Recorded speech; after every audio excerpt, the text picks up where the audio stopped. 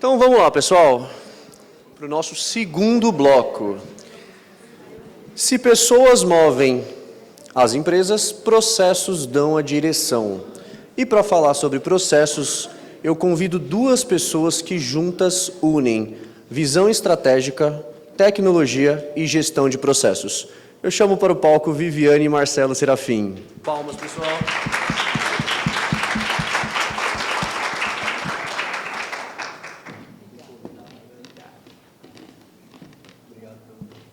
Participação. Então vamos lá, pessoal. Esse bloco a gente vai fazer de uma forma um pouquinho diferente. Vai ser de uma forma como se fosse um bate-papo, né? Então nós da X separamos algumas perguntas que os principais gestores nos trouxeram, na qual eles têm as principais dúvidas relacionadas a processos. Eu vou fazer essas perguntas em conjunto aqui com eles, depois eu vou abrir algumas perguntas para a plateia também trazer para a gente conseguir ter uma noção da vivência do cotidiano que os dois têm aí na gestão. Mas antes de começarmos, eu gostaria que os dois se apresentassem, falassem um pouquinho da trajetória. Se quiserem ficar de pé, fiquem à vontade, tá, pessoal? Eu vou sentar e vou deixar vocês brilharem aí à vontade.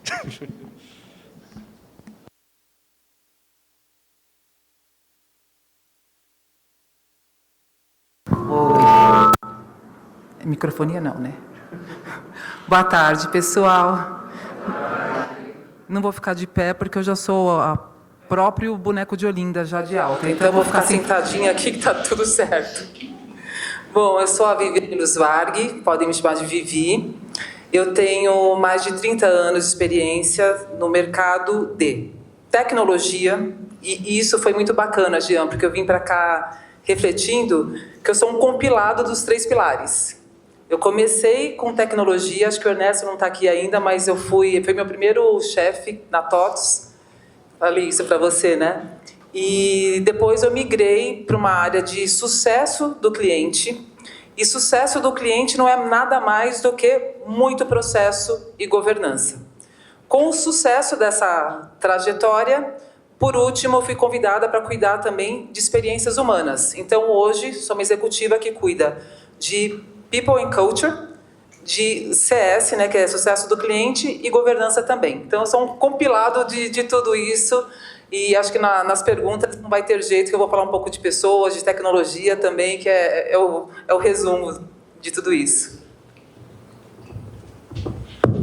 Boa tarde a todos, muito prazer. Eu sou o Marcelo Serafim, me chamem de Serafim, né, porque na empresa 30 Marcelos, fica mais fácil, né, de localizar. A minha formação base é de TI, eu fui desenvolvedor por 10 anos, estou há 20 na parte de gerenciamento de projetos e há uns 8 na parte ali de gestão estratégica. Então, na parte dos processos de formulação da estratégia, gerenciamento e governança da estratégia, os projetos estratégicos que fazem a estratégia acontecer, a gente brinca assim, um projeto está desplugado da estratégia, a gente fala que ele é um zumbi, ele é um Walking Dead, ele não faz muito sentido existir dentro da empresa.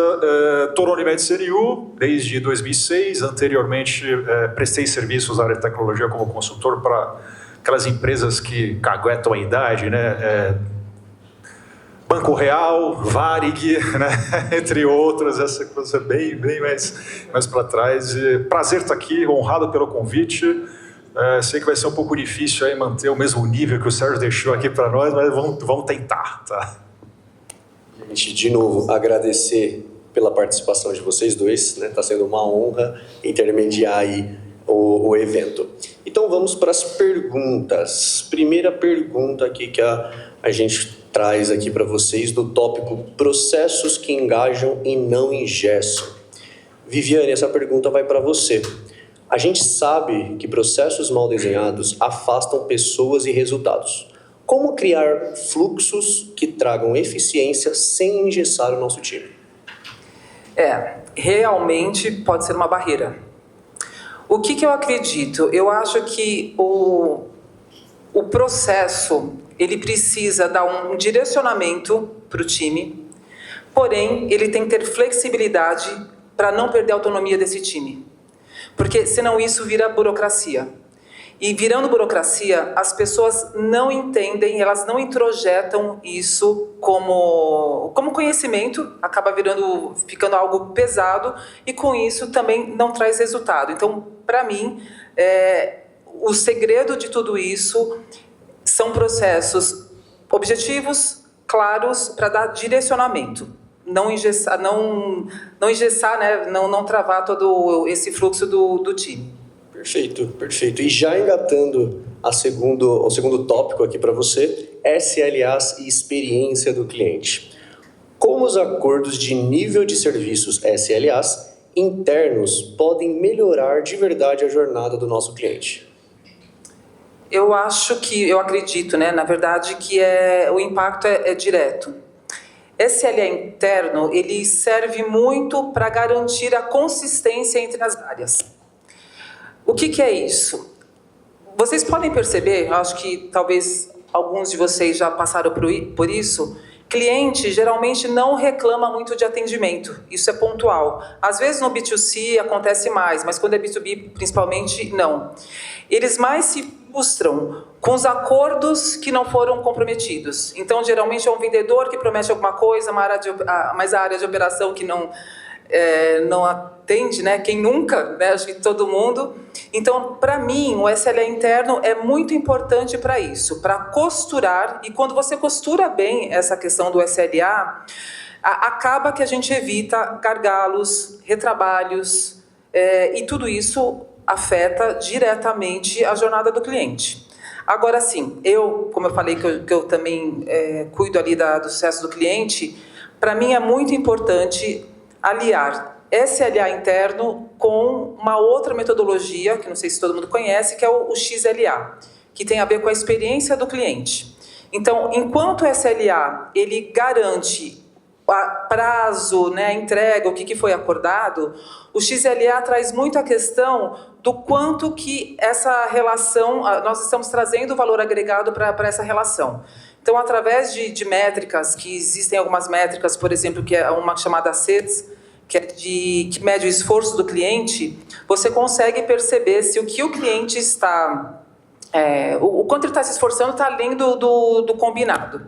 E tem um outro indicador também que é bem interessante, que não é todo mundo que conhece, eu acho que vale a pena aqui compartilhar, que é um chamado MHS, que é o Must Have Score.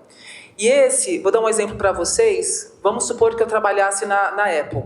É uma única pergunta que você faz para o cliente assim: se a Apple deixar de existir amanhã, qual é o teu sentimento? Eu sou fã de Apple, então, para mim, eu já ia dar aquele impacto. Porque essa pergunta ativa o sistema límbico do cliente e ele sente e responde na hora. Então, a gente alia, um exemplo isso, tá, gente? Um dia a gente pode falar de CS, inclusive. Mas é bem interessante. Se você alia um NPS, que é a pergunta que faz, né, você indicaria a sua empresa para uma outra pessoa? Às vezes o NPS ele fica baixo, né, o cliente dá uma nota baixa.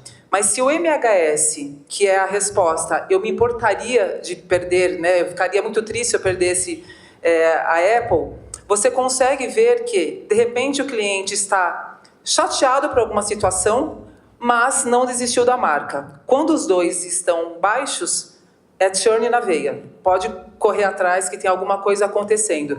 Então, para mim, resumindo, essa questão de fazer, aliar SLA com XLA é o segredo do sucesso. Muito bom, traz a parte emocional total para dentro do processo. Ótima resposta. Vamos para o terceiro tópico, processos e cultura de dados. Essa vai para o Marcelo. Marcelo, como você enxerga a relação entre processos bem estruturados e a possibilidade de decisões mais baseada em dados? Pessoal, vamos lá. Indo para aquela máxima, né, lá de primeiro ano de administração, né, que você não mede, você não gerencia, né? Quando você vai construir o processo, você precisa, nesta construção, considerar não só, abre aspas, as questões de eficiência operacional e engajamento do cliente, mas quais são os pontos, os eventos que vão gerar informações, né, o famoso log, né, para o pessoal ali de tecnologia, que vão subsidiar a criação de indicadores para tomada de decisão. né? Na parte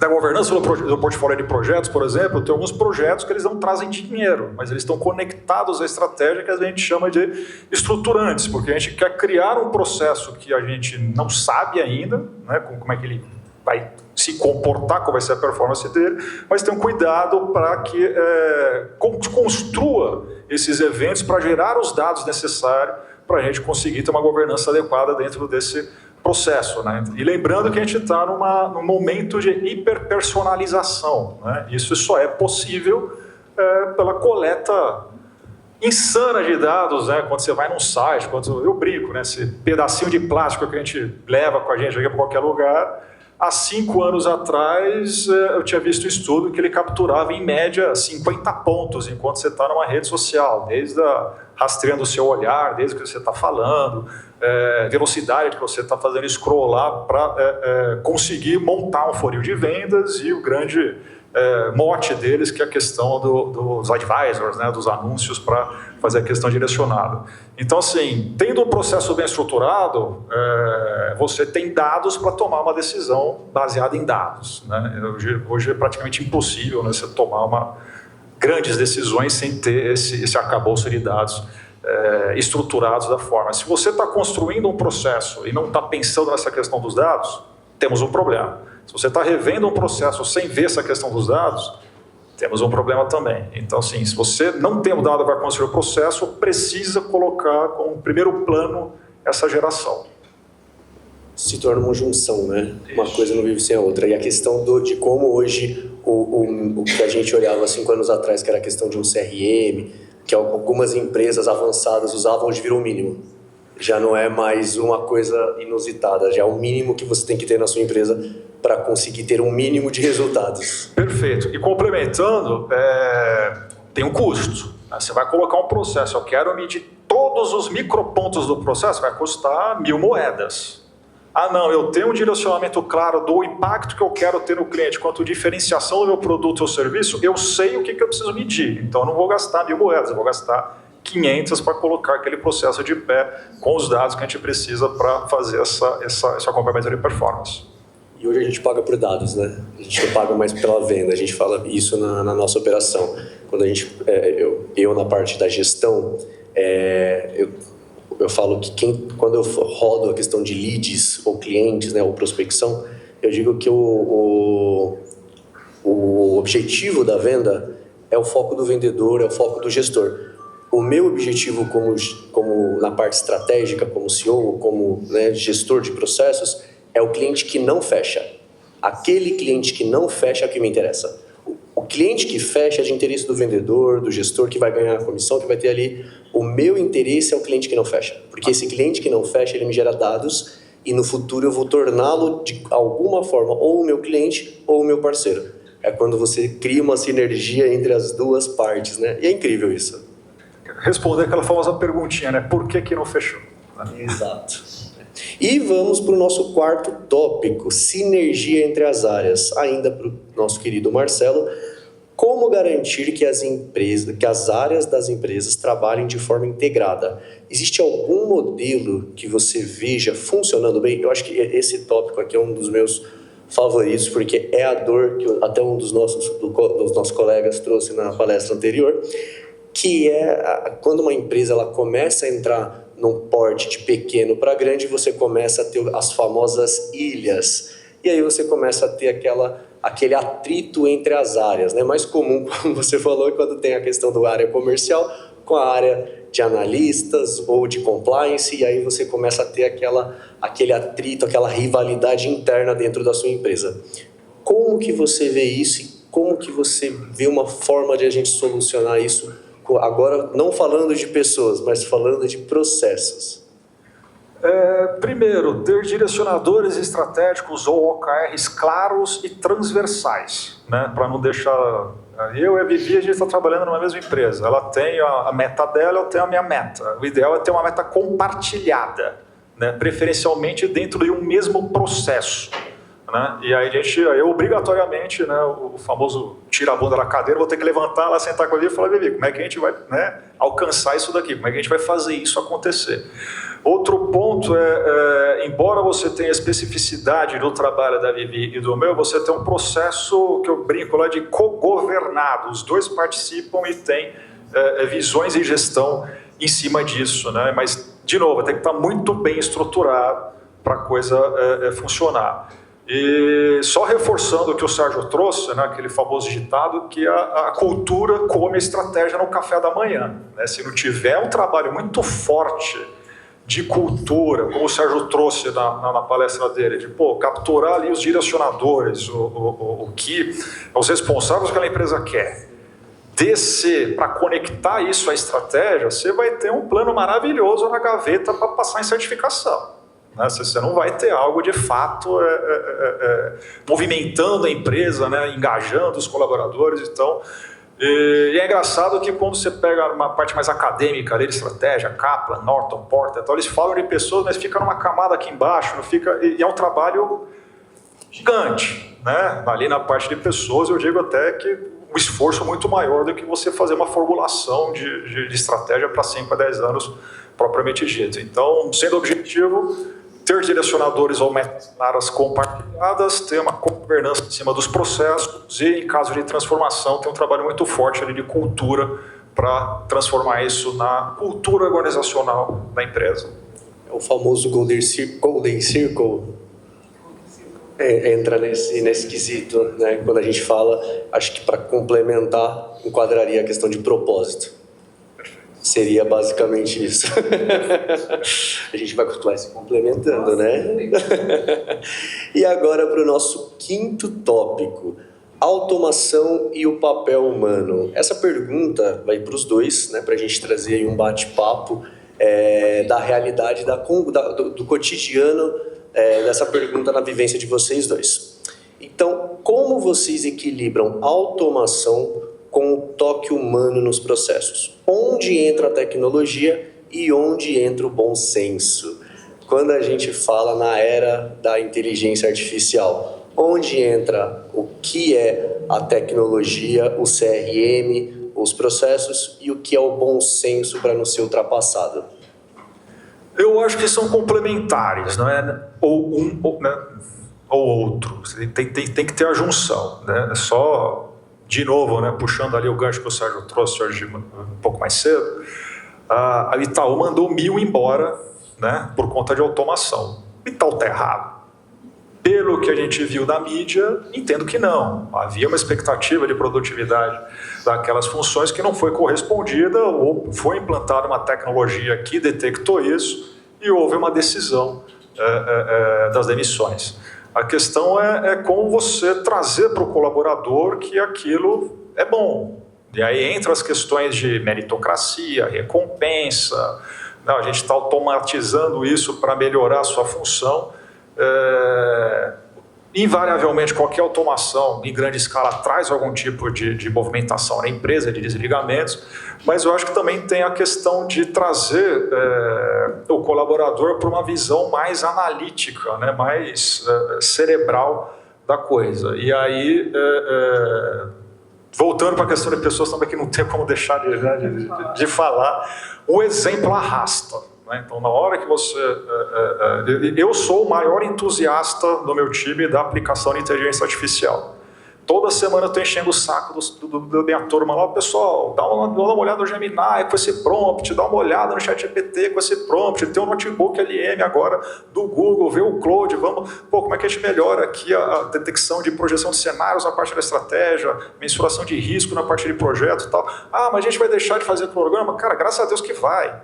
Né? Porque a gente vai começar a agregar valor de forma muito mais significativa e efetiva e focada na proposta de valor da empresa, né? No propósito de valor da empresa. Então, nessa questão de, sendo objetivo, eu acho que junta tem que ter sempre uma clareza muito grande com o time e para mim, sim, a experiência pessoal mesmo, essa questão do exemplo. Eu só vi a turma se movimentar de fato depois que eu comecei ali a atormentar a galera com essa questão de exemplo mesmo, de puxa, pegamos uma POCzinha aqui, funcionou, vamos tentar isso aqui, e a galera começa a trazer, começa a retroalimentar aí esta questão. Muito bom, muito bom. Complementando um pouco do que você trouxe antes de ir para a Vivi, Um professor meu também fala muito isso. Você falou da questão de que acaba integrando pessoas no processo, ainda mais quando você fala de inteligência artificial. O que a gente fala muito também na faculdade, na FGV, é que a inteligência artificial ela substitui processos, ela substitui funções, ela não substitui pessoas. E aí integra outra frase que é: a inteligência artificial não vai te substituir. O seu coleguinha que usar ela melhor do que você vai. Então a inteligência artificial ela vem para agregar, não para tomar, né? De certa forma ela vai substituir funções. Se a gente não se desenvolve, se a parte de pessoas não integra com processos, aí a gente acaba se encontrando aí numa situação de desemprego ou de crise, que alguns veem crise, outros veem oportunidade. Mas perfeita colocação. Perfeito, ia falar exatamente a mesma coisa, tá? Essa linha, mas resumindo, para mim automação, trabalhos repetitivos, o que é mais operacional, automação. Para quê?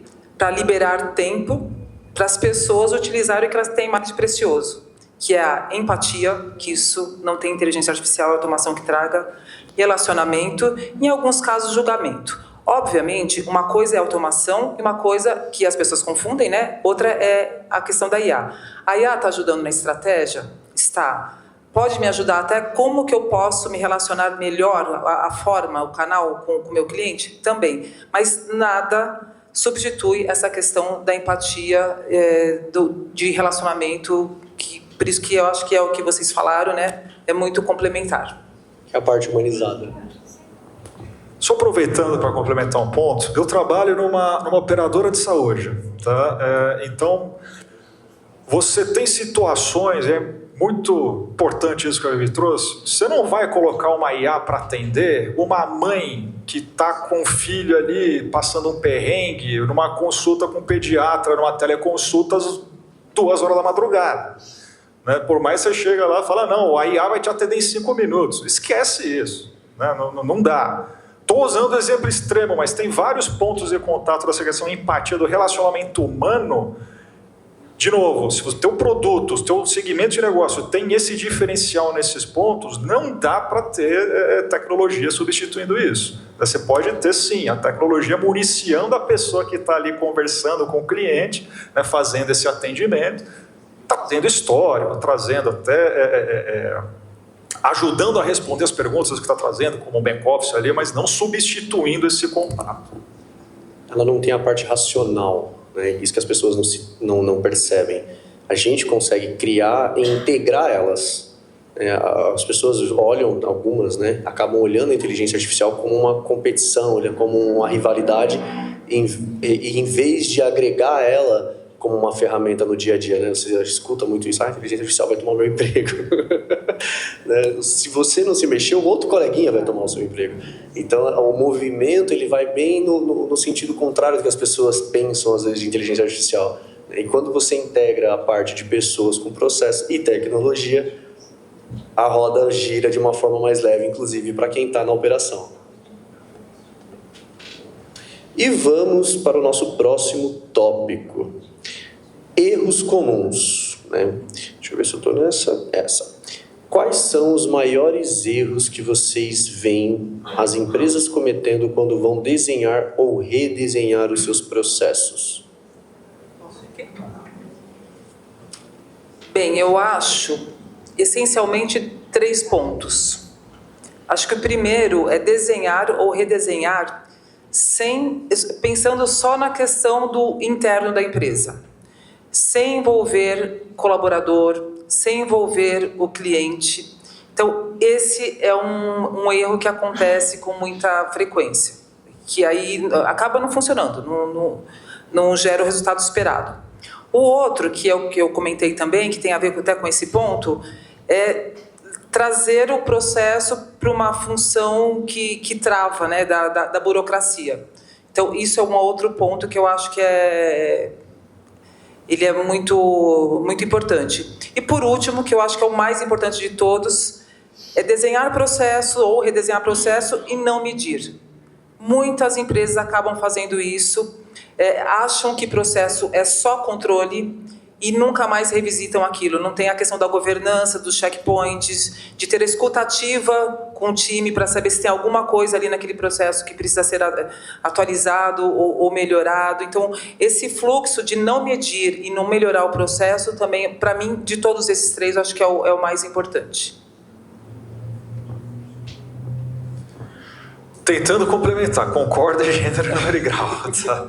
Mas tentando complementar, tem algumas situações que, assim, de novo, pela vivência, desconexão estratégica. Quando você está numa questão, num business, num processo de negócio, não necessariamente vai ser sempre eficiência operacional na veia que nem um processo fabril, né? Tem alguns pontos que você precisa...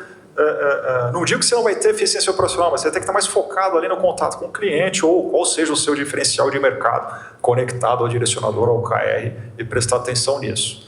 Outro ponto é, às vezes, voltar para a prancheta é melhor do que continuar aquilo que estava desenhado, né? E às vezes precisa de uma sensibilidade com o advento de inteligência artificial e outras tecnologias. Fala, cara, joga isso fora, vamos botar todas as cabeças pensantes, mas aí todo mundo, o pessoal, desde o diretor, quem está lá no dia a dia mesmo, né, do processo, participando para construir um processo de forma diferente. Tá? O input pode ser o mesmo, o output muito semelhante, mas o como fazer talvez é voltar para a prancheta do zero mesmo, né? Principalmente da evolução tecnológica absurda que a gente está tendo, né? E redesenhar esse processo, né? Então, não seria... Porque, geralmente, quando a gente pega as questões de engenharia de processo a processo, aquela métrica de value stream, onde tem gap, né? Oportunidade de eliminatividade e tal. Agora, tem determinadas situações que vale a pena refletir sobre isso, porque senão, na largada, você sai, putz, meu projeto de engenharia do processo aqui está pronto, entregamos todo. Aí você vê seu concorrente, o cara entregou também o projeto de engenharia do processo, mas o cara está 2 passos na sua frente. Ah, por quê? O que a gente deixou de revisitar, né, nesse desenho que poderia trazer valor e manter a competitividade? Muito bom. É a parte de sinergia entre os times e a parte de coletar as informações, às vezes até interna, né? Às vezes a gente vai muito para fora buscar informação e às vezes está dentro de casa. Às vezes está no estagiário, às vezes está na operação que tem uma visão diferente e a gestão deixa de coletar, às vezes, essa visão interna e vai buscar, às vezes, externa. Vai buscar, às vezes, na concorrência, quando, na verdade, está dentro ali da própria operação, ao segredo que pode ajudar ele a sair do buraco. Perfeito. Só complementando, desconfie muito de um time de processo, de uma consultoria de processo que não passe pelo menos uns 20% ali do tempo com a sua operação. Ele tem que estar ali do lado, vendo como é que faz, medir o tempo, entendendo ali, né, a comunicação, enfim. Até porque cada empresa, cada caso é um caso. Então, trazer esses dados internos para tomar decisões é o que a gente estava falando, de pessoas, a inteligência artificial não substitui esse bate-papo que você consegue ter com o seu time, que vai agregar ali informações. A gente, às vezes, olha muito para fora e parece meio óbvio, mas, às vezes, até a gente deixa de fazer isso, né? E antes de ir para o próximo tópico, eu acho que eu gostaria de abrir para o pessoal trazer algumas perguntas, porque senão a gente vai falando dos tópicos e o pessoal vai ficando com dúvidas. E eu acho que o mais legal, pessoal, desse bloco, que é processos, é trazer a visão que os dois têm da realidade do cotidiano deles. Que às vezes, eu falo por mim, às vezes eu olho assim, putz, estou passando um sufoco lá com alguma coisa dentro da empresa, com alguma coisa relacionada à gestão, e às vezes eu acho que só eu estou me ferrando com isso, e às vezes não, às vezes é o cotidiano do empreendedor, às vezes é o cotidiano de quem está na gestão, e às vezes a gente se culpa, se cobra demais. Então, dividir às vezes esse fardo que às vezes os gestores carregam, trazer o cotidiano deles, às vezes também é mostrar para a gente que a gente está no caminho certo. E esse perreco que a gente na gestão está passando faz parte, né? Então, e outra coisa importante, né? Esse perreco que a gente está passando na gestão com a nova geração ou com novos processos, às vezes é o problema que a atualidade está acontecendo. Então, antigamente a gente tinha uma dificuldade imensa de mapear dados, né? Se você pegar 20 anos atrás, o sufoco era outro. Não dava tempo de olhar o colaborador, não dava tempo de olhar se ele estava trabalhando ou não. Não tinha tempo, era muito manual o processo. hoje facilitou muitas coisas que a gente fala que era o perreco antigo. E agora tem os novos, né? E os novos, às vezes, a gente vê como uma coisa fora do comum para a gente. Mas, na realidade, é o cotidiano da nova geração, da nova era que a gente está vivendo. Então, eu queria abrir para o pessoal, né, para vocês fazerem as perguntas de vocês. Quem que quer fazer a primeira pergunta? Orlando, estou torcendo para você fazer. Adoramos a sua pergunta, Orlando. Boa tarde. Eu adoro o processo.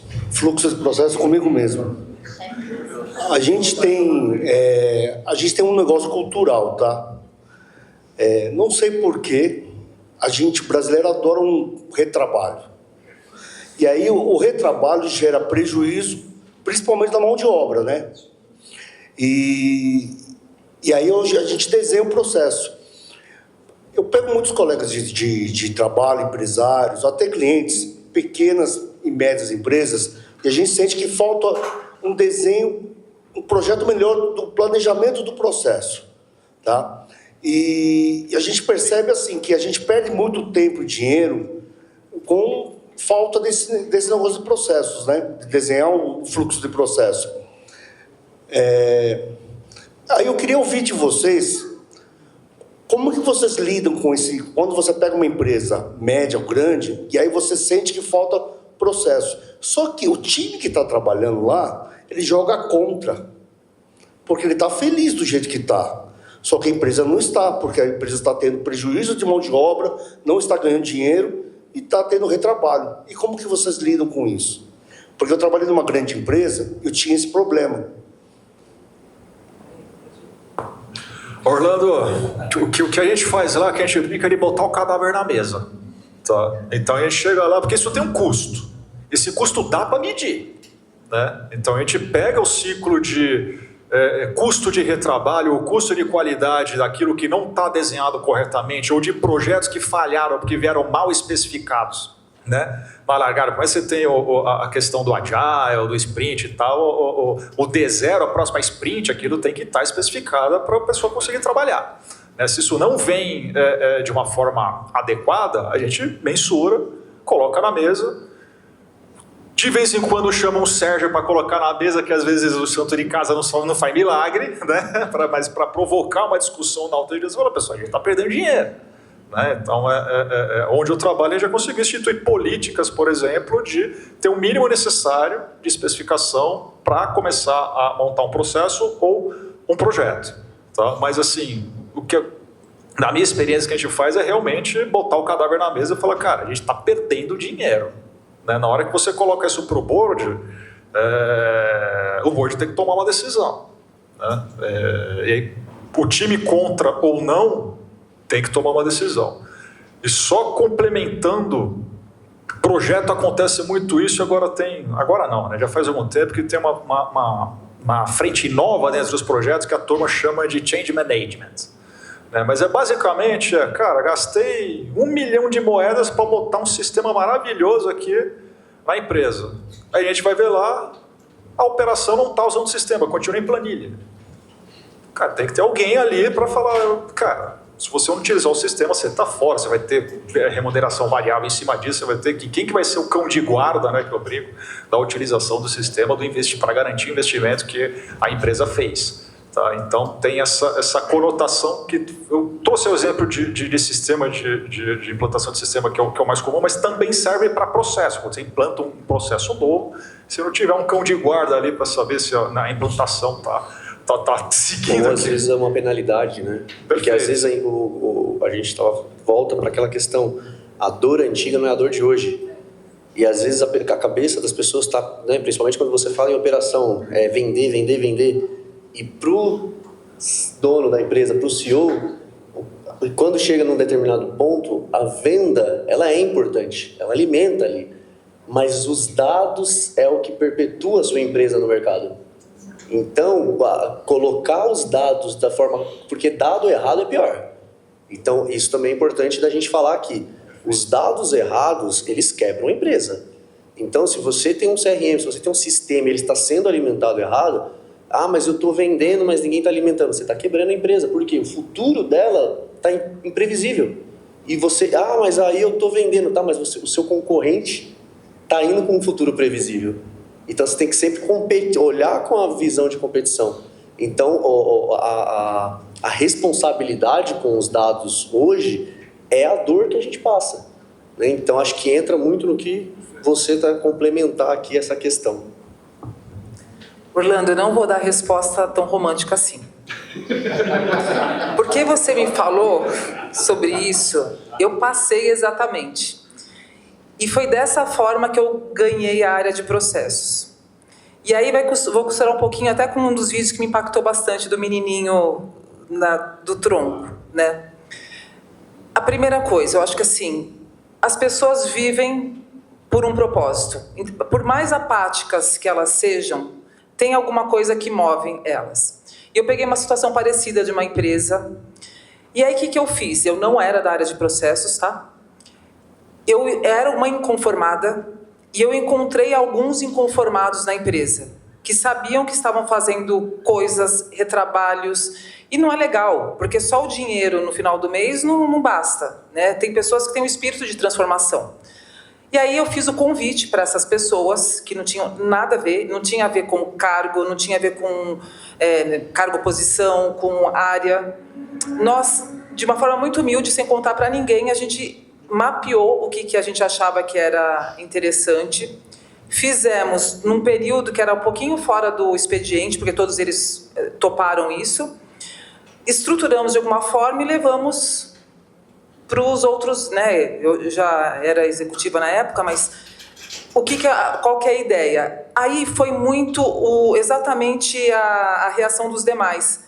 Quando éramos em 4, tá? Tinha um estagiário no meio, aliás, sou fã até hoje, que menino voou. Quando os outros viram que tinha uma iniciativa, começou os voluntariados. Eu quero participar, eu posso ajudar nessa questão aqui. Então, aí sim, o negócio criou corpo.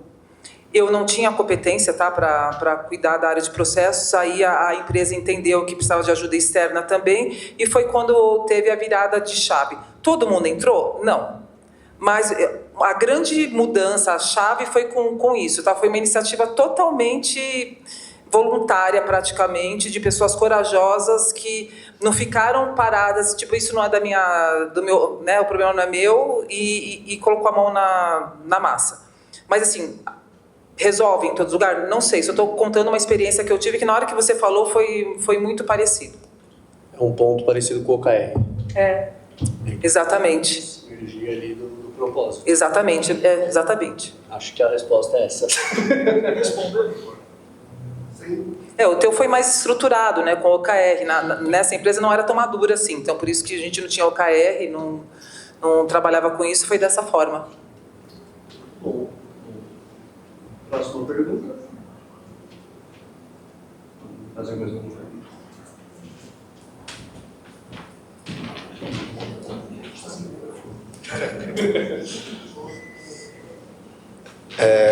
Boa tarde. Acho que são muitos questionamentos, né? Até estava aqui repensando, né? O que o Jean comentou, eu gosto de atuar bastante, é quando a gente perde, né? Por que a gente está perdendo, né? E eu acho que é onde a gente faz a diferença, né? E aí, quando o Orlando estava questionando ali, fazendo a pergunta, eu estava refletindo, né? E a questão do SLA e dos processos, eles são desenhados, mas eu acho que o grande problema é porque isso não é dividido com todas as áreas. Então, quando a gente não tem esse envolvimento, então assim, a gente tem uma pessoa lá na retaguarda pensando no processo, só que não conversa com as outras áreas. Então, isso acaba, no meio depois que define SLA, as áreas lá estão lindas, né? Pô, tô cumprindo, tô fazendo o meu papel. E aí vem a gente da área comercial e assim, cara, eu preciso disso para ontem. Cara, não tá dando certo. Só que assim, às vezes está indo e voltando os processos, os SLAs, e para eles estão contando números, né?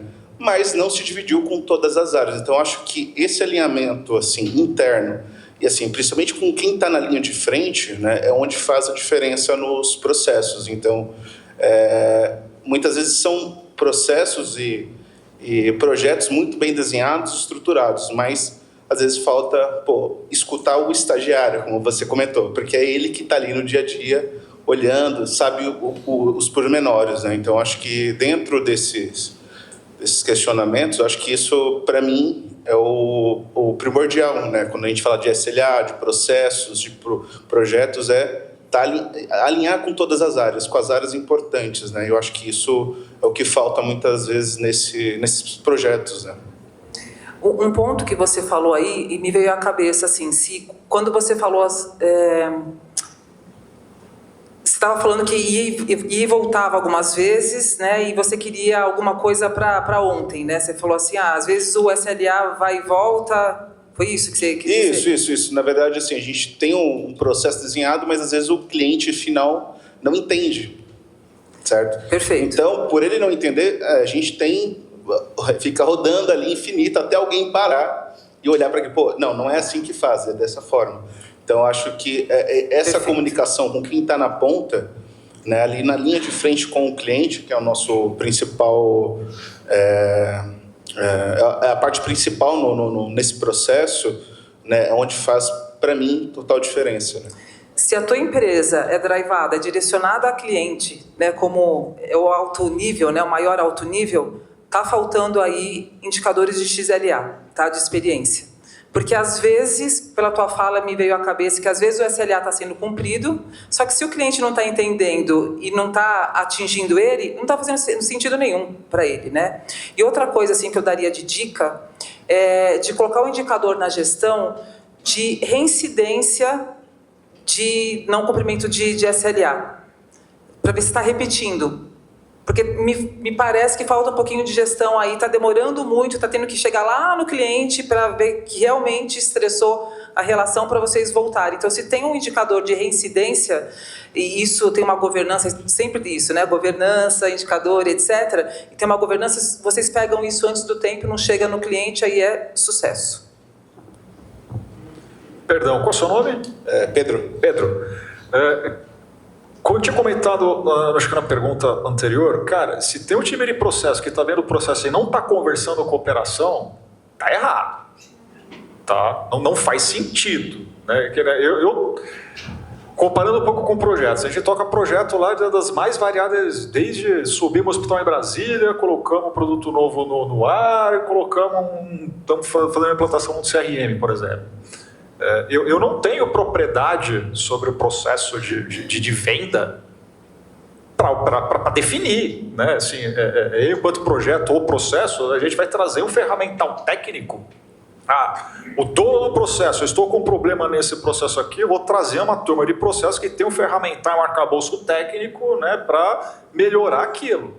Mas não é a pessoa que vai definir o requisito de como aquele processo tem que ser governado, né, porque é o dono do processo, no caso comercial, que sabe, né, como que aquilo tem que fluir, que aquilo tem que acontecer. Outro ponto, papéis e responsabilidades. Né? A briga comercial-operação é mundial, né? É eterna. Só muda endereço, qualquer empresa é assim. Mas a partir do momento que você tem muito claro qual o papel e responsabilidade do comercial e da operação, e aí entra numa... Não vou lembrar o autor, que tem uma máscara assim, a turma comercial tem que ter preocupado única e exclusivamente no relacionamento e na venda. Ele não tem que estar preocupado em ficar acertando entrada de dado na operação, ele não tem que ficar preocupado em resolver processo de SLA da operação para passar para o cliente, tem que estar preocupado em vender e fazer o relacionamento com o cliente. A operação tem que garantir isso. Mas o papel e responsabilidade tem que estar muito claro, senão o pessoal sai na mão no meio da reunião, fica aquela coisa, né, angustiante de ver. Então, assim, novamente, a turma de processos tem que estar na operação, né, conversando com as pessoas e capturando esses dados, senão há um problema. Desculpa até a minha ignorância, mas quando a gente, pegando um gancho um pouco da pergunta dele, essa falha da comunicação entre eu acho que está mais coligado à questão de projetos, né? Questão de gestão de projetos. Seria uma solução o Day Scrum? Sim, na operação isso acontece muito, mas geralmente quando você tem falhas no papel e responsabilidade, ou não está muito delimitado, né, qual que é o input e o output de dados entre a área comercial e a área de operação, essa briga piora, né, porque fica naquela coisa, você está cumprindo o meu SLA. Eu já vi situações que o cara tinha um SLA para cumprir uma etapa. Na hora que aquele SA vencia, ele derrubava e falava que tinha sido cumprido, o cara tinha que fazer uma abertura nova, porque não, mas o meu indicador está ok, cara. O seu indicador enquanto processo da sua área está ok, mas você está gerando valor para o cliente? Você está tendo seu... Não está. Aí vem muito do que a Levi trouxe, ter esse indicador no cliente. Tá? Então, assim, pensando em processo, eu acho que é mais uma questão ali de governança mesmo, né? de botar as coisas nas suas devidas caixinhas. Projeto é um outro rolê, projeto ele tem fim, né? E aí você tem outras métricas para medir se aquele projeto de fato foi implantado, né, conforme a proposta de valor inicialmente do business case dele, né, para se ele realmente está gerando esse valor. Não sei se eu consegui responder. Respondeu a minha pergunta. Ótima resposta.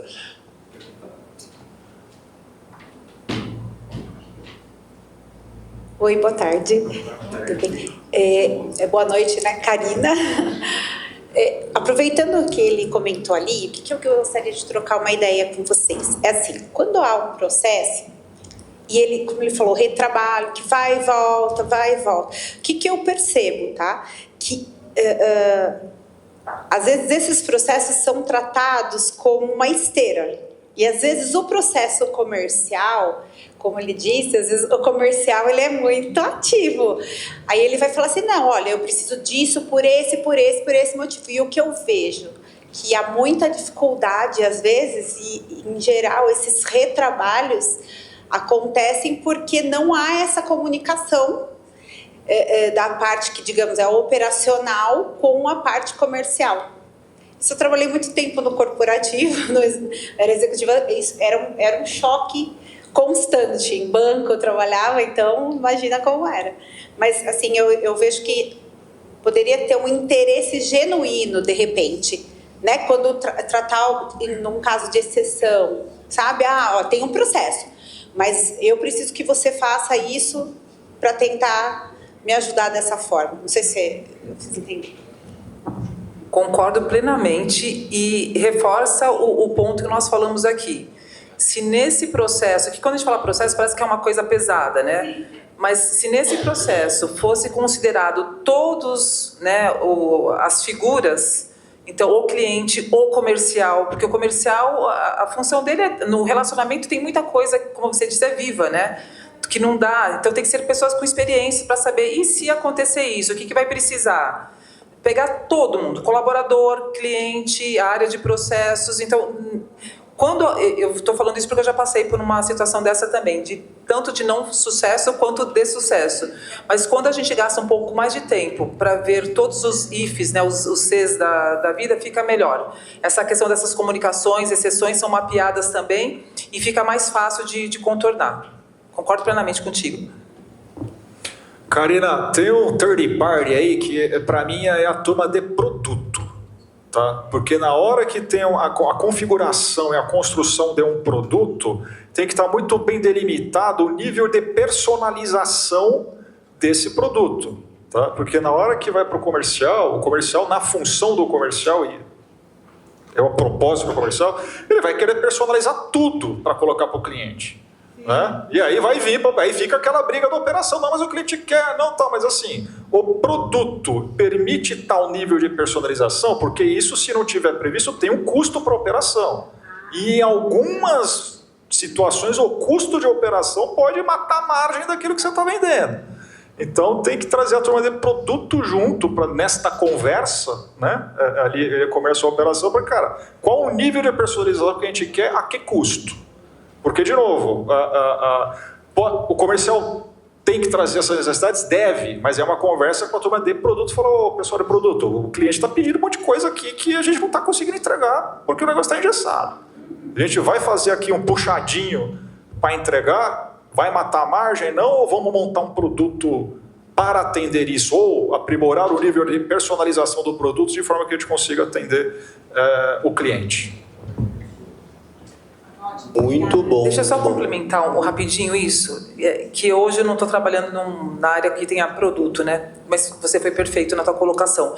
E esse é outro ponto, de incluir na governança agendas específicas para entender o que o cliente está falando e tratar isso. E isso eu lembrei de uma experiência que eu já passei, isso é matador, porque começa a mudar a cultura da empresa de novo, né, focada para cliente. Então, quinzenalmente, mensalmente, que seja, o que os clientes estão falando, o que a área comercial está ouvindo, o que, quando tem uma estrutura de CSM, o que o CSM está ouvindo, de forma estruturada, aquela reunião com ata, com pauta, com plano de ação e acompanhamento, isso com o tempo vai virando cultura e vai minimizando esse tipo de ruído.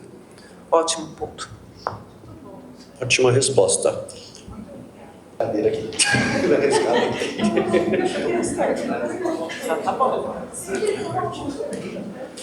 Sobre essa coisa do processo, fazendo um comentário sobre o que você falou, o que nós percebemos é que precisa de processo minucioso quando o vendedor, por exemplo, não tem capacidade de avaliar a oportunidade diante do cliente. Eu sou treinador de vendas e o que a gente mais encontra é local que tem muito processo. O vendedor não sabe distinguir se o cliente é sinestésico, auditivo, visual. Ele tem que quebrar a objeção, ele não sabe qual é a dor, a dúvida, o desejo, a motivação. Então, se o vendedor tiver a caixa de ferramentas, eu só preciso de um processo para ele entender. Neste ponto, agora, eu preciso quebrar a objeção. E eu já identifiquei que esse cara é sinestésico. Eu não preciso ter isso escrito. Eu já sei como quebrar a objeção de um sinestésico que acabou de me dizer XYZ. Mas quando o vendedor não tem esse conhecimento, aí eu preciso ter tudo escrito e se torna uma coisa muito engessada, mas porque ele não tem hoje a capacidade de entender. Para este momento eu vou abrir a minha caixa de ferramentas e vou usar essa arma da persuasão para quebrar essa objeção e levar o meu cliente para o sim. Então eu acredito na capacitação do vendedor. E aí sim eu vou ter só um desenho e com a capacidade que ele tem de entender o momento, ele vai usar a ferramenta certa, entendeu? Mas será que é o vendedor ou a pessoa que está no processo, que faz a parte do processo? Então, mas é o que ele falou. Eu acredito que é impossível um cara de processo criar um desenho, né, um processo, um procedimento, sem ter alguém de vendas para dizer o seguinte, ó, aqui, se eu for detalhar cada item, eu vou ter uma bíblia de Gênesis e Apocalipse. Eu prefiro treinar o meu vendedor e falar, neste ponto, você tem que quebrar a objeção. Como? Com a dor, dúvida, desejo e motivação. Aí eu levo o meu cliente para o sim. Se eu for escrever cada uma dessas coisas, aí acontece o que você falou, fica muito engessado e se torna uma coisa pesada para quem é o comprador, entendeu? Talvez seja pelo meu nicho que eu encontro bastante dificuldade. Acho que deve ser por isso que eu... E eu queria fazer só uma pergunta sobre isso. Quando vocês entendem que precisa, por exemplo, tirar alguém do time na implantação de um processo? Nós percebemos que algumas empresas, na hora de implantar o processo, tem um cara lá que é um líder e ele sempre teve autonomia para fazer o que ele quer e agora com o processo ele se sente engessado e ele fica travando o processo da implantação de todo o processo de procedimento, né? Quando vocês definem, esse cara precisa estar fora da empresa, senão o processo nunca vai ser implantado. Como é que vocês definem isso? Polêmica. Aliás, qual é o seu nome? Eduardo. Primeiro, obrigada pela resposta, pela colaboração. Aprendi com você, viu? Foi muito bom. Isso exige muita sensibilidade, né? Não tem uma... Eu acho, pelo menos, não tem uma receita de bolo para essa situação. Eu tenho uma tendência a sempre desenvolver a pessoa, ver se ela não tem, de repente, outras skills para uma outra área, enfim. Mas eu também não insisto, né? Não insisto que aquela pessoa que está travando, não. Né? Não é filantropia também. Então, dá outra oportunidade ali com assessment, enfim, se tem algum outro perfil que caiba ali, que não precisa, né, que seja mais aderente, mas eu não insisto não, Eduardo. Complementando-se, tecnicamente falando na parte de processo, não há recomendação de mandar a pessoa embora. Tá? A recomendação, cara, estamos automatizando esse processo, aquela pessoa que faz aquilo não precisa mais daquilo. Há uma decisão, sim, depois o gestor de falar, não, vamos aproveitar essa pessoa em outras funções ou não. O que já aconteceu de recomendações de processo, automatizamos esta etapa do processo e tem um outro processo também dentro daquele mesmo time que está carente de análise. A pessoa saiu, foi fazer uma análise aqui, e aí o ganho que ela achou fazendo a análise aqui pagou mais do que a automação do que ela estava fazendo. Tá? E aí deu problema depois com o gestor. Mas foi, pô, como é que você estava, né? Deixou isso aqui de canto tanto tempo e estava preocupado. Enfim, suscitaram outras discussões, mas tecnicamente falando, né, fica a cargo do gestor com o RH para fazer ali as adequações. O feijão com arroz bem feito é maravilhoso. E aí, professor? Oi, eu gostaria de fazer um comentário no seguinte ponto. Eu trabalho com prestação de serviço, transporte, logística, então eu tenho tudo voltado em contratos e tudo mais. A pergunta é para Vivi e, claro, com a participação do Serafim, como é que eu consigo, hoje, com todo um processo sob contrato, com uma operação em andamento, ter sempre aquela pessoa, né, e até do meu cliente, culturalmente, com a ideia que o prestador de serviço é meu empregado, ele tem que fazer o que eu mando, e, nesse sentido, ele entra na máxima. O fim justifica os meios, ou seja, ele quer que faça tudo, ou não vou falar ilegal, mas é errado. Quando eu falo ilegal, é um excesso de peso, questões de horário, uma série de fatores. Ele começa a sair totalmente fora do processo que ele mesmo tem, para poder atender, às vezes, ordens da diretoria, com demanda, com alguma coisa assim, e que eu possa entrar nessa história e tentar, mais politicamente, né, solucionar, sem prejudicar, às vezes, alguma pessoa, alguma coisa nesse ponto. Porque, infelizmente, a área, até que eu atuo e tudo mais, eu tenho uma situação que aquele que está na ponta, ou às vezes é o encarregado de uma expedição, aquele que está carregando, ele é o último que leva a pressão da empresa. E aí eu entro na seguinte situação, ele vai pensar, o fim justifica os meios. Quebra o meu galho, só que eu não posso. Eu não posso passar com excesso de peso, eu não posso... E principalmente... Desculpe, mas só uma informação de lei, quem não conhece bem, um caminhão com excesso de peso, que foi feito o carregamento, não só cliente, todas as multas vai para o cliente, não vai para a transportadora. A NTT, ela faz isso. Todas as multas que incorrem para ele. Nem o motorista é multado. Como é que eu ajo? No caso da Vivi, no ponto do cliente... E, como eu digo, né, o Serafim que puder me ajudar a tentar solucionar essa situação processual dentro da empresa, aonde eu presto serviço, sem criar um clima ruim. Eu acho que eu não entendi. Quem é que está fugindo o processo? O último funcionário desse cliente, que ele é o mais pressionado. Não somos nós, porque eu trabalho dentro do processo. Para pensar... Nossa, pergunta complexa, Serafim, se você quiser ajudar. Vamos lá. Tentando, tá? Pensando numa governança alta, quando você tem uma questão dessa, você tem o que a gente chama no processo de uma não conformidade ou um registro de ocorrência, que é a tal da RO. Né? Bateu lá, tem uma RO por motivo X, de peso ou outras situações. Eu não conheço esse mercado, para mim eu nem não tinha ciência dessa informação de que a multa vai para o cliente e tal.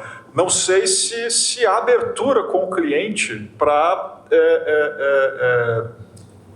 conversar com ele sobre essas ROs ou sobre essas não conformidades, que no fim das contas ele está correndo um risco. E no fim das contas, ele deve ter um budget de multas, em última análise, que ele está disposto a queimar, de repente, até para suportar isso.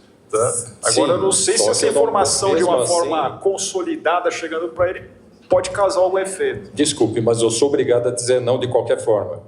Porque caso ocorra alguma coisa, o processo penal, e numa situação dessa, de um acidente, alguma coisa, ou mesmo que haja um roubo, eu perco seguro da carga.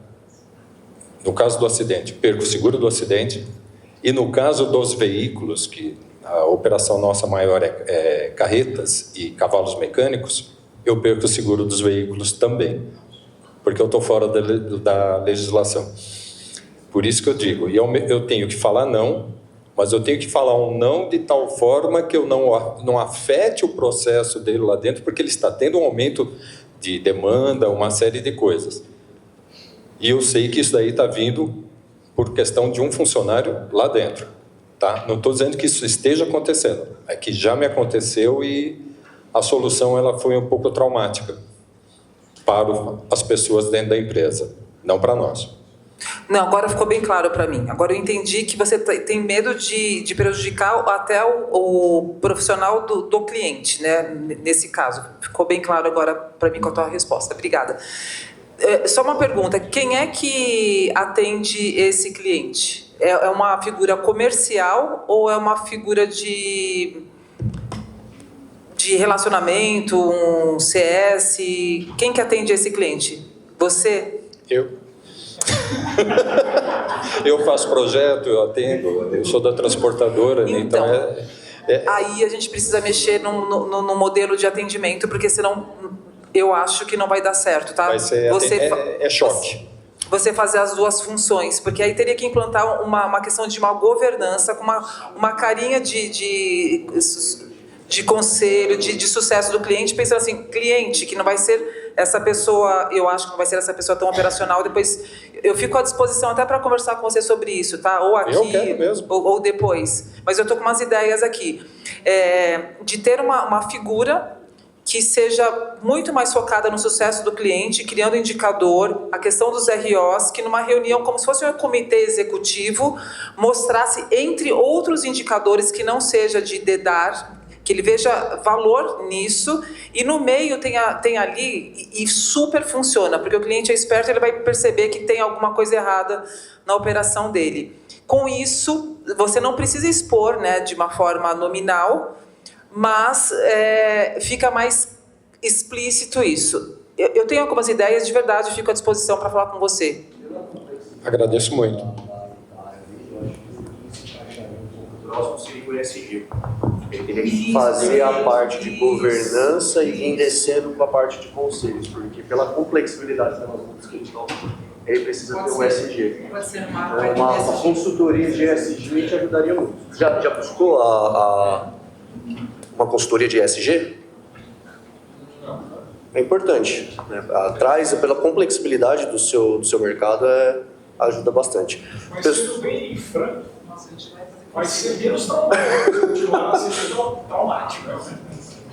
Ainda vai continuar sendo traumático pela complexidade, mas você... E vai te dar mais paz. Eu acho que o mais importante é isso, essa sensação. Pessoal, vamos para a última pergunta, porque senão a gente já extrapolou o nosso tempo. Eu já tinha colocado bastante tempo para nosso bate-papo, mas a gente extrapolou. O microfone já está ali. Só queria uma opinião de vocês, tá? Então, só respondendo ao colega ali, eu acho melhor ele atender outro tipo de cliente, mudar de empresa e vá ser feliz.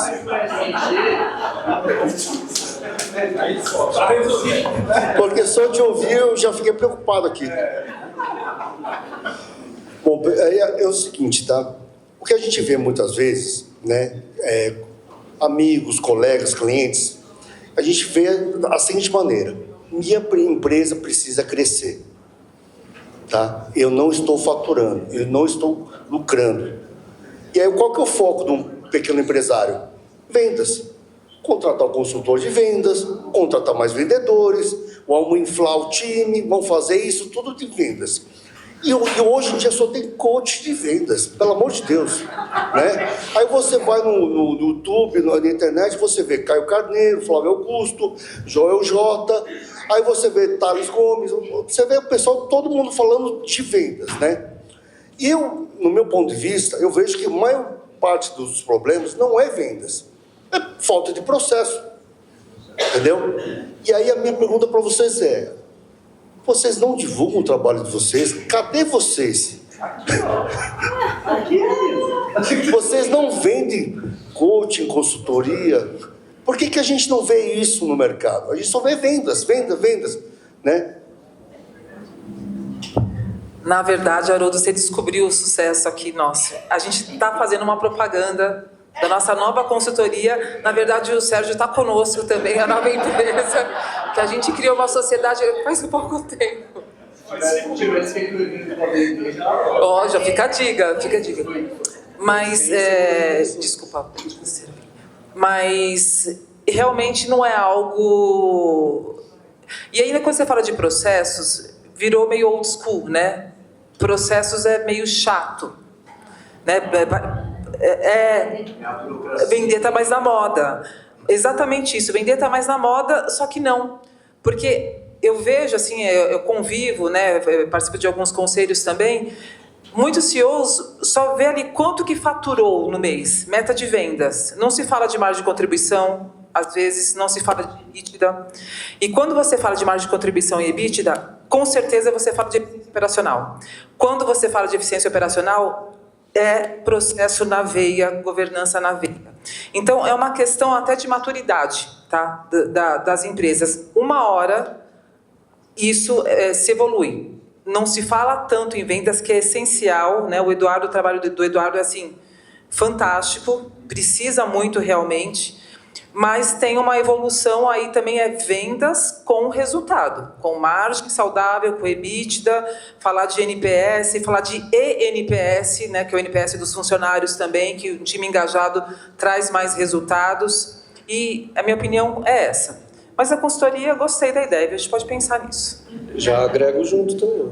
Eu vendo vocês numa... Mas, Orlando, só confirmando aqui, é menos glorioso, né? Não tem tanto marketing, né? Não é só... E o time de vendas, cara, o pessoal de vendas sabe vender, né? Então eles vão lá, montam o code, coloca tal.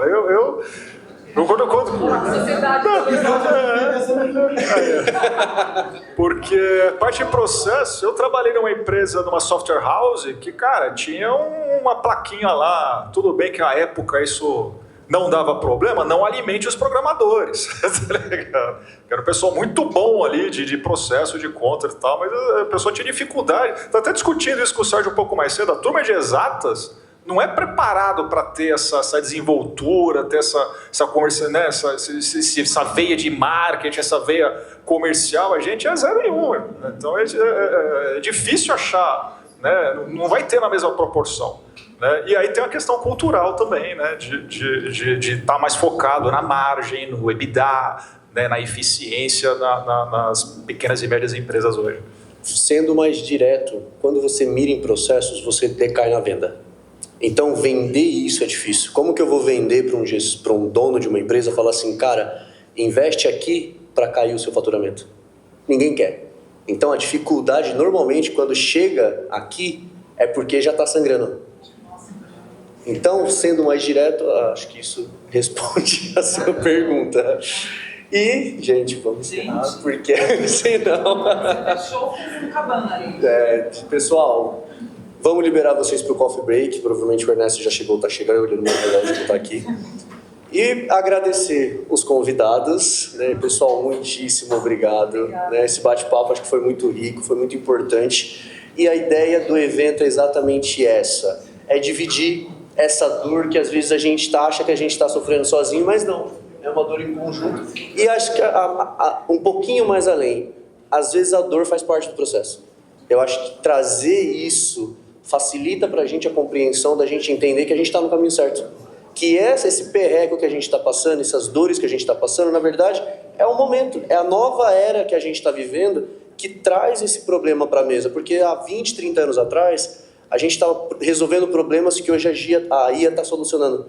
E aí vão sobrar os outros, que aí o nosso colega, acho que não está aqui, trouxe, que é a questão da nova geração, que às vezes são as dores do processo.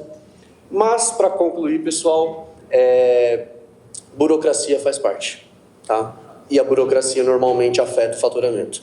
E aí, só não espere sangrar para chegar para olhar para ele lá em cima da hora. Pessoal, muito obrigado. Estou liberado para o coffee break.